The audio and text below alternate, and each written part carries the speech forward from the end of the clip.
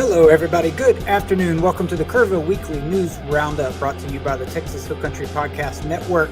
We are your co-hosts, Tom Fox and Andrew Gay, here in the studio this afternoon to discuss our top news picks for this week of May. Welcome, everybody. Welcome to the show. Thank you for joining us. Tom, hello. How you doing?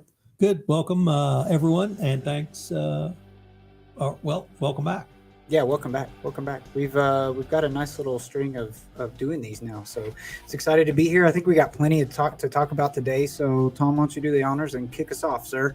Sure. So, the biggest story I saw this week was, of course, involving Harvey Ballou, the county commissioner, and the backstory is that when he was 16 or 17, he burglarized a facility. Maybe he was 17.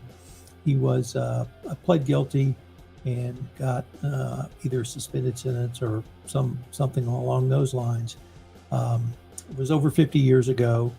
Well, there's a prohibition under Texas state law from convicted felons serving as elected officials. And someone raised this issue. It's not clear who, but the Attorney General issued an advisory opinion that if you have been convicted of a felony, no matter how long ago and no matter what it was, and no matter how old you were, if you were of age, that prevents you from being elected as a public official. And so that became public. There was some articles written about that.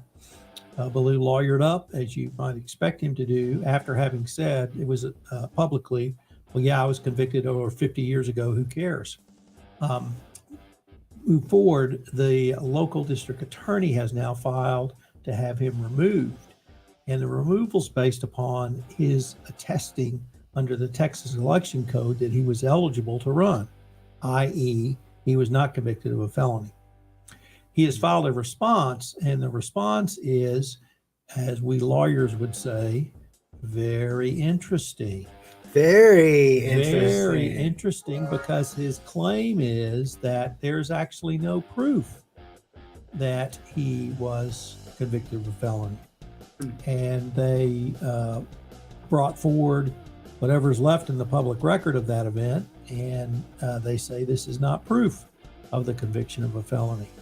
Well, the problem is, number one, I don't think their legal argument is correct, but even if it is, he has spouted off over the past couple of weeks that, yes, he was convicted, but it was over 50 years ago, so no harm, no foul. I didn't intend to defraud anyone. And it's unclear why he signed those documents in the way he did, but that's the problem he has. He is now under oath made an incorrect statement, and that may disqualify him alone. So it's in the court system, and justice will run its course, but it's certainly a huge imbroglio for Mr. Ballou. There are ways that he could have taken care of this, or take care of this now, probably by petitioning the court to have it expunged, removed, or other. And he would have to probably step down and rerun, but that's certainly one option available to him. Nevertheless, he has chosen not to do that. He's chosen to claim that there's no evidence he was convicted of a felony, even though he said he was convicted of a felony. So it's going to be interesting to see how all of that plays out. In a little bit lighter note, the library's having a panel of mystery writers on Saturday, headlined by Sky Alexander, who we visited with on another podcast. The author and writing scene in Kerrville is incredibly vibrant. I didn't realize there are 3 mystery writers in town. Wow. There are multiple children's books authors. There are authors who write about women's issues. There are authors who write about the Hill Country as a character. There are writers who write about just about everything you can imagine. Of course, John Assetti, 93-year-old author, writes works of nonfiction about the colorful characters in this part of the country, in this part of Texas. So the writing scene in Kerrville is very vibrant, very awesome. That led to me to found the Texas Hill Country Podcast, Authors Podcast, and I get to visit with these authors.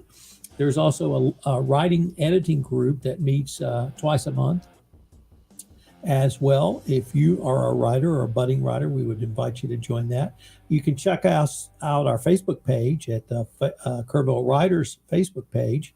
But come by the library at 2 o'clock on Saturday and meet these authors, meet some of your fellow, I'm sure there are going to be other writers in the audience. We'd love to meet you. And just if you like mysteries, if you like Kerrville, if you like writing, come on out to the library. It's a great library, and I'm looking forward to it. What do you have for us, Andrew? You're filled with such good stuff this week, Tom. Thank you for that. I got a few things for us. So let's start with Killdeer Mountain Manufacturing was recognized as one of Boeing's favored project bidders this past week. Kristen Hedger, local resident here in Kerrville, heads up most of their operations there over at Killdeer Mountain Manufacturing. They were considered to be a premier bidder. So that's going to lead them to some supply chain insights, I think, that they did not have previously, as well as probably some upcoming projects that maybe they would not have been had access to otherwise. So that was pretty exciting. And of course, they're doing a lot of expansion here in our local area as well from the economic standpoint. So that's all well and good for our local economy here in Kerrville. The Kerr County Sheriff's Office and Precinct 4 Commissioner Don Harris is inviting the public out to a free event planned for 6 p.m. Tuesday, May 30th. That was announced this past week. It's at the Mountain Home Volunteer Fire Department. Let's see, I got a couple of other ones for us today. Let's talk about this one. So I thought this was really interesting. There was an agreement approved this past Tuesday at the City Council meeting, and it's an agreement between the city and the Kerrville Convention and Visitors Bureau for a 3-year public arts project, or community arts program is how it's titled. So it'll consist of, and it's for 3 years, it'll consist of 2 major public arts projects every year for the next 3 years. So that was really exciting. You know, as you are well aware, and as I am well aware also, that this local community is big on arts. And we try to, I love to see things like this because it just gives me a sense of hometown pride here from Kerrville, that there's the kind of support that there is for those kinds of art projects here in our local community. So that's exciting. And then finally, we're going to talk about the council race. So there was place 2 is still kind of up in the air. It's sitting in limbo. That is Jeff Harris and Barbara Duell Ferguson.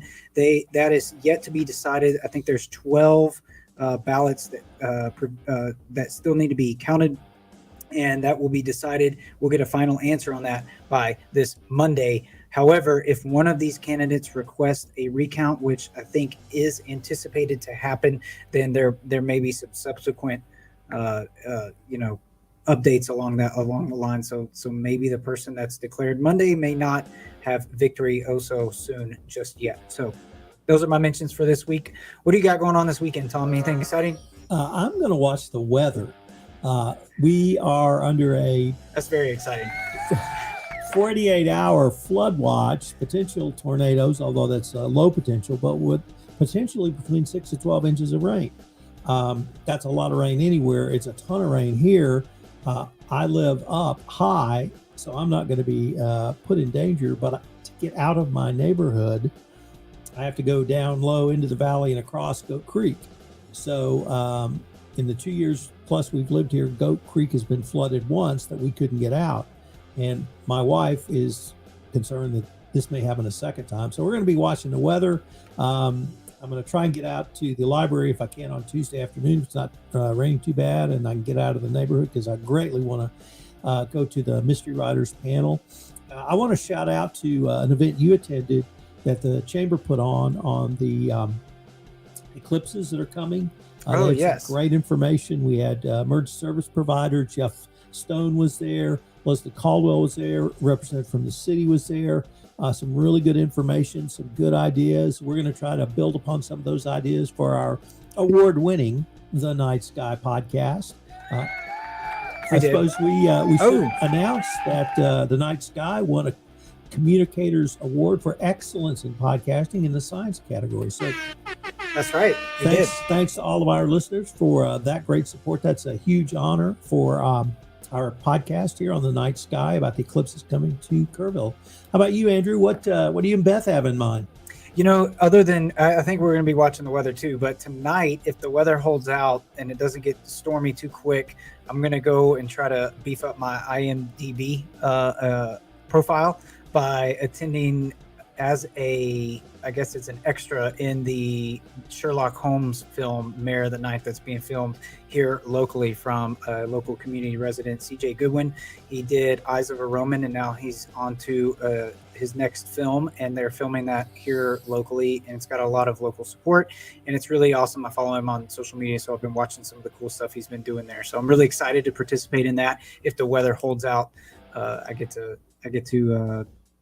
check in with all those good folks over there and see what they're up to and be a part of that. So that's tonight. And then tomorrow, I don't know, we'll probably be in the house. We got a few things. We got to help her family with a few things on the business end of what they got going on. So we might be working a little bit this weekend, but yeah, so hopefully the rain comes. It's one of those things where everybody that I talk to, I'm like, well, I'll believe it when I see it. And I think that's kind of Me too. Yeah, I think we're not alone with that. So we will, hopefully we do see it. That's the gist of it. So anyway, I think that'll do it for us today, guys. Thank you very much for tuning in. We will see you next week. Hope you have a safe and fun weekend.